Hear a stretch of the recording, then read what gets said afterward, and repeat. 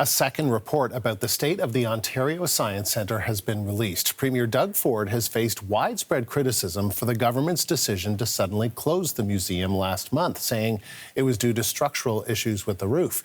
The chair of the centre's board said today the new report confirms the findings of the first. The building's infrastructure is deteriorating, and it has been for years. The capital repairs required in this building go well beyond the immediate structural issues with the roof. These include the pedestrian bridge, the heating and cooling systems, the roof issues, and many more. These and other critical repairs would take years and require roughly $500 million to address. The CBC's Ethel Musa joins us now from the Ontario Legislature. So what can you tell us about this new report, Ethel? Well, before the abrupt closure of the Ontario Science Centre last month, an engineering report commissioned by the province outlined repair needs. The findings of a peer review looking into that report were released today. The peer review essentially found that the risks identified in the report were reasonable and that the recommendations made to mitigate those risks were appropriate. The province says the Ontario Science Centre, the building, it has some serious critical structure issues, particularly the roof, which it says in some areas are at risk of collapsing. Ontario Premier Doug Ford, when questioned about the decision to close the Science Centre's doors, he doubled down on the province's move, and he explained why a closure was necessary rather than a repair.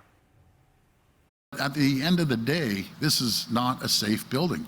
It's my responsibility as Premier to make sure people are safe.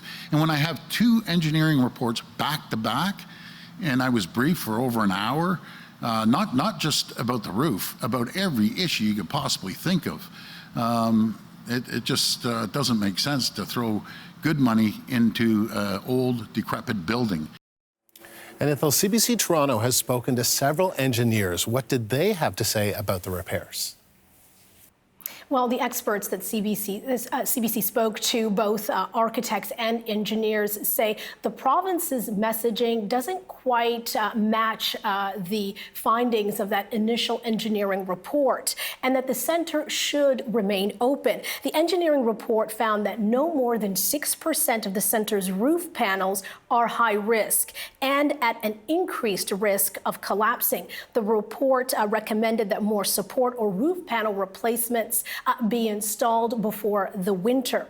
However, the province says it's not just the roof. There are also other expensive structural issues, including an inaccessible pedestrian bridge. There's also the risk, the province says, of disrupting asbestos, which must be contained.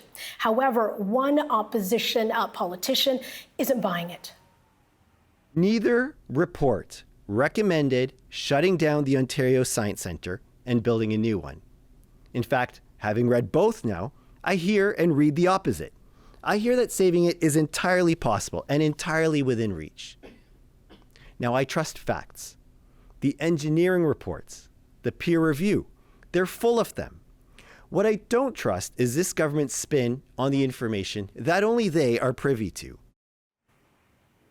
The province is now looking for a temporary site for the Ontario Science Centre. The plan is to build a new facility at Ontario Place. Ethel, thank you.